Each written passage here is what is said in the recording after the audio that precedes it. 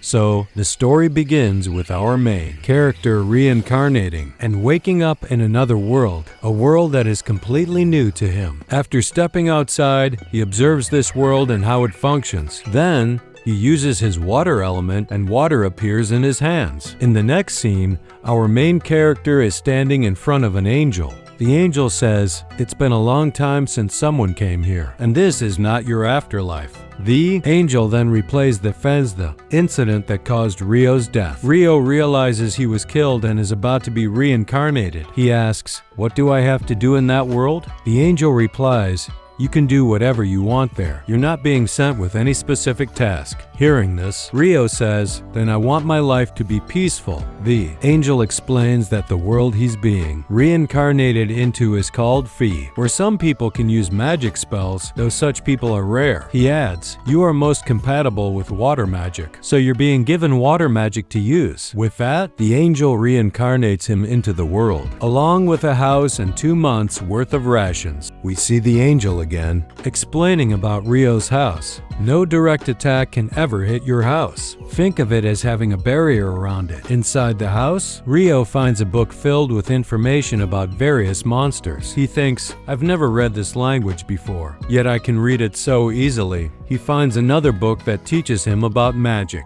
After reading it, he steps outside and starts practicing his water element. Using it comes naturally to him. He can even cast spells without chanting. Still, he's a bit bothered. "It would have been cool if I could chant." Back inside, he fills the bathtub using water magic and wonders. "Now, how do I heat it?" He goes outside, tries rubbing sticks together, but gets tired with no result. Looking at the sun, a light bulb moment hits. He tries using ice magic on the water in front of him, but it doesn't freeze. This method isn't working. Let's try something else. Soon, he figures out how to actually create ice and gets excited. He uses the ice like a magnifying glass to light a fire with the sticks. Watching this reminds me of my own childhood. Once the water is hot, he takes a relaxing bath and says, "Today was quite productive." While bathing, he wonders, "Can I make hot water come out of my hands too?" But he sets those thoughts aside and falls asleep.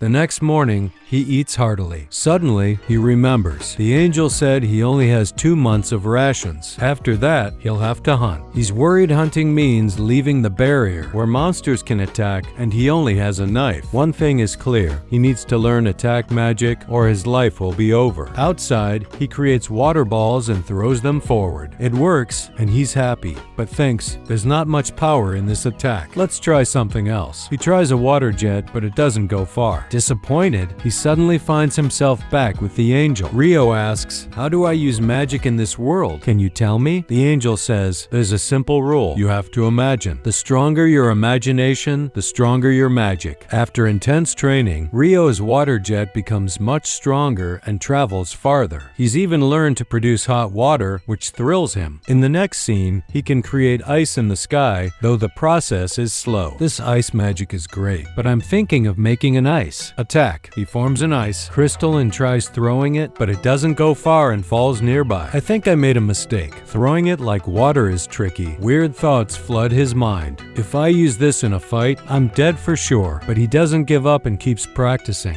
Eventually, he masters all his magic. After such hard training, Rio feels completely drained but doesn't stop. Soon, he can form ice crystals quickly, though there are still flaws. Using a clever workaround, he ventures far beyond the barrier for hunting. Near a river, he finds quartz, which he rubs against a stone to easily start a fire. Now he doesn't need to depend on the sun. He enters the jungle to gather herbs, but suddenly notices a dangerous wild boar charging at him. Panic sets in, reminding him of the truck accident that killed him. As the boar attacks, Rio dodges and thinks, "I can do something here. Magic exists in this world." Using ice magic, he freezes the entire ground. The boar slips, sliding toward a row of ice spikes that impale and kill it. Back home, Rio thinks, "Wild boars are pretty weak here, and even fighting one left me in bad shape. What must the dangerous monsters be like?" He reads the magic book again and learns about dragons. They are extremely dangerous and can destroy entire cities. If one appears, run for your life. Turning the page, he reads about a fallen angel named Akuma, truly dangerous. Little is written about his origin, but one thing is clear. The day he appears will be your last. The scene shifts.